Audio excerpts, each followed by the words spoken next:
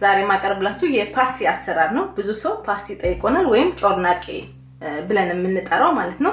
እዚህ ጋር የተደረደሩ ነገሮች ይገልጻሉ ምን እንደሚያስፈልገን። 1 ኪሎ የስንዴ ዱቄት ያስፈልገናል። ጨው 2 ማንኪያ ያስፈልገናል፣ 2 ማንኪያ ጨው። ቤኪንግ ፓውደር ያስፈልገናል 1 ማንኪያ ያስፈልገናል። እርሾ 2 ማንኪያ የሻይ ማንኪያ ያስፈልገናል። 7 የምግብ ማንኪያ ስኳር ያስፈልገናል። 200 ml ደግሞ የኦርጋኒክ ሆኖ ኦሊቭ ኦይል ያስፈልገናል። ሞቅ ያለ ውሃ ያስፈልገናል። ያ ውሃ ከግማሽ ሊትር በላይ ይሆናል። ከግማሽ ሊትርም ሊያንስ ይችላል። እንደናንተ መጠን አድርጋችሁ ስሩ። አሁን ወደ ሌላ ስራ እንሄዳለን። አሁን እርሾውን እንበጠብጣለን ለብ ባለ ውሃ።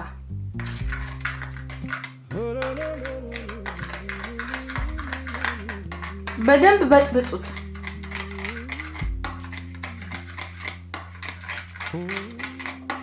ሶስት ደቂቃ ይፈጃል። ከ3 ደቂቃ በኋላ ሌላውን ፕሮሰስ እናደርጋለን። አሁን እርሾአችን ይሄው 3 ደቂቃ ቢያቸው እንዲተዋሃዷል። እርሾአችንን እንጨምራለን። ዘይት እንጨምራለን። ስኳራችንን እንጨምራለን።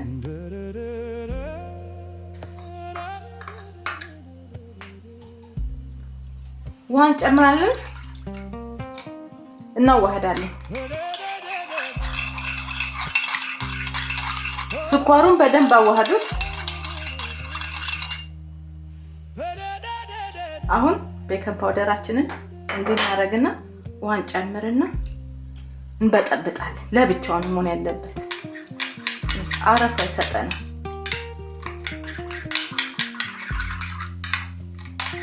ይሄ ከፍ እንዲል ነው የሚረዳን። በደንብ እንዲቦካ ቦክቶ ልጥጥ እንዲል ነው የሚረዳን። ይሄ ለብቻው እናስቀምጣለን። ከዛ ጨዋችንን እንደባልካለን። ይሄንን በደንብ ደባልቁት፣ አማስሉት። ስኳሩ ሌሎቹ ነገሮች በደንብ ይዋሃዱ። አሁን ወደ ዱቄታችን ሄዳለን። ደበላልቄዋለሁ። ቅድም ያለውን ነገር አይታችሁታል። አሁን ቤኪንግ ፓውደሩን እንደዚህ አድርገን እንጨምራለን። ከዛ ምንድነው የምናደርገው? ይሄንን እንጨምራለን። ስንጨምር መጠንቀቅ አለብን፣ እንዳይበዛም እንዳያንስም። አሁን እደበላልቀዋለሁ። ከበዛ ውሃ ሙቋ ጨምራለሁ። ካነሰኝ ይቅርታ፣ ካነሰኝ ሙቋ መጨመር አለብኝ። ለብ ያለ ውሃ ነው የምጨምሩት። ካላነሰኝ ግን ይሄንን እንጠቀማለሁ። አብኩቻ ያሳያችኋለሁ።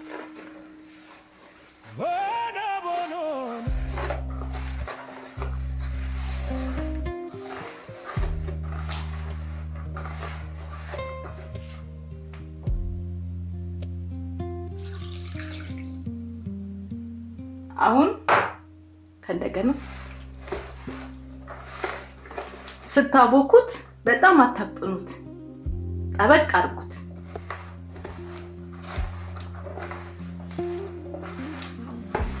አሁን አብኩቼ ከ10 ደቂቃ በኋላ እንመለሳለን። በጣም ማሸት አለባችሁ።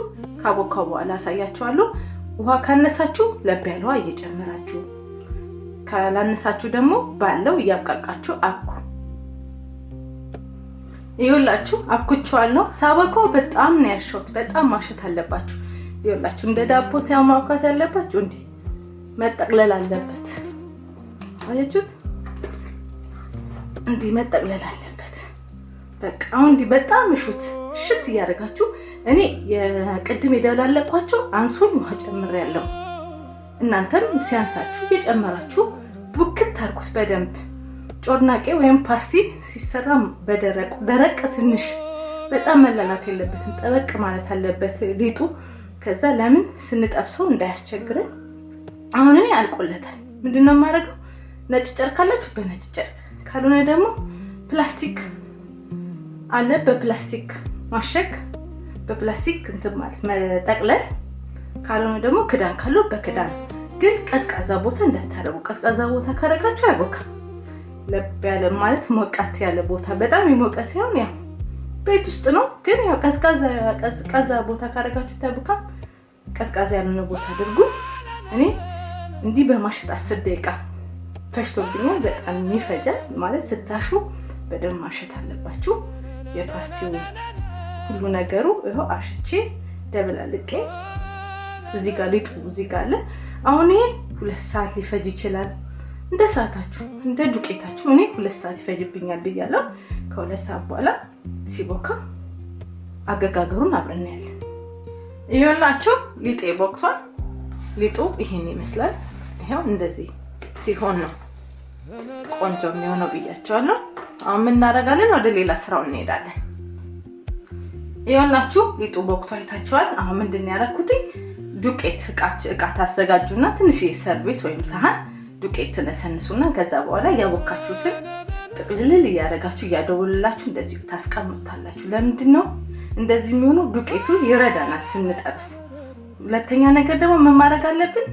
ሊጦቹ ማነስ አለባቸው። ካላነሱ ስትሉት ወደ ዘይቱ ስትጨምሩት ቶሎ አይበስልም። ስለዚህ እንደዚህ ያደወለላችሁ ታስቀምጣላችሁ። አሁን ወደ መጥበሱ እንሄዳለን። ይኸውላችሁ ዘይቴ በጣም ጉሏል፣ ግን ዘይቴን ለማወቅ መጋሉን እንደዚህ እናደርጋለን።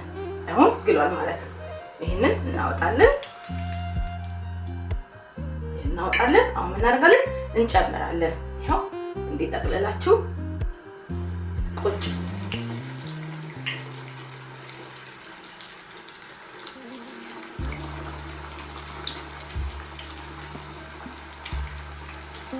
ነግራችኋለሁ።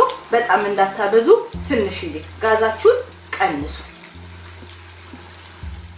ይኸውላችሁ እንደዚህ ሆኗል። ዘይታችን በጣም ከጋለ እንዲህ በጣም ቆንጆ ክሪስፒ ታገኛላችሁ። ዘይቱ በጣም ካልጋለ ግን ምንድነው የሚሆነው? ዘይቱን ይመጣል። አሁን እኔ ገለብጠዋለሁ። አያችሁ እንዴት እንደሚያምር። ስንት ደቂቃ?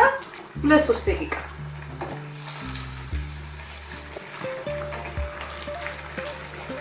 2-3 ደቂቃ ነው የፈጀብኝ። እንደዚህ ያምራል ማለት ነው።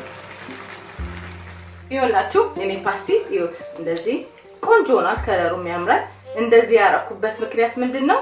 ከበሰለ ስታነሱት እንደዚህ ቅልል ይላል። ካልበሰለ ግን እንትን ይላል፣ ይከብዳችኋል። አሁን እኔ ይኸውላችሁ እንዲህ ቅልል ብሏል ማለት ነው። ይሄንን እንዲያርገን እናሳርፋለን ማለት ነው። ቲሹ ታረጉና ሳህናችሁ ላይ እንደዚህ አድርጋችሁ ዘይቱን ይመጣዋል ማለት ነው። እንዴት እናደርጋለን? ይኸውላችሁ እንደዚህ እናደርጋለን። አያችሁት? እንደዚህ በጣም ያምራል። ሌላ ምንድነው የማደርገው መሰላችሁ? አሁን እኔ ጨምራለሁ። እንደዚህ አድርገን ጨምራለን።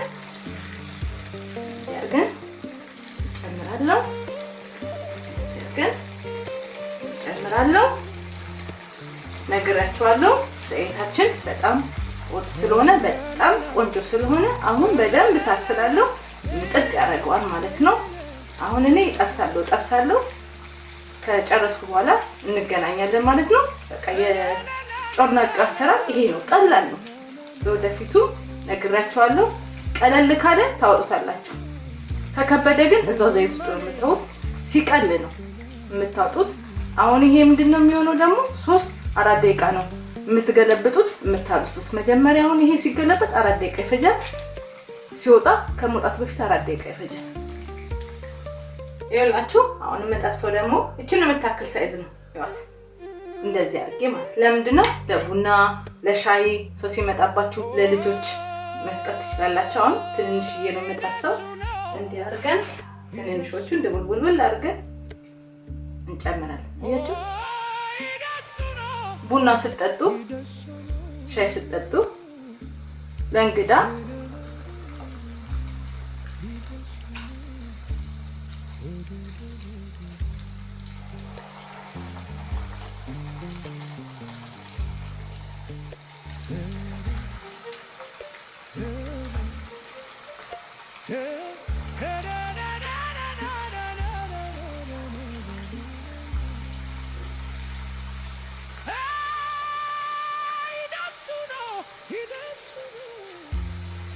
ብቻ ለሁሉ ነገር ይሆናል። ለእንግዳ ቡና ስትጠጡ ሻይ ስትጠጡ ቁጭ ብላችሁ ይሆናል። እንደፈለጋችሁ የትኛውንም ሳይዝ መስራት ይችላልችሁ። ከፈለጋችሁ ረጅም አድርጋችሁ ከፈለጋችሁ ትንሽ አድርጋችሁ ነው የሰራሁት። ይሄ ነው። እንደዚህ አድርጋችሁ ስሩ። ወደ ሌላው እንሄዳለን።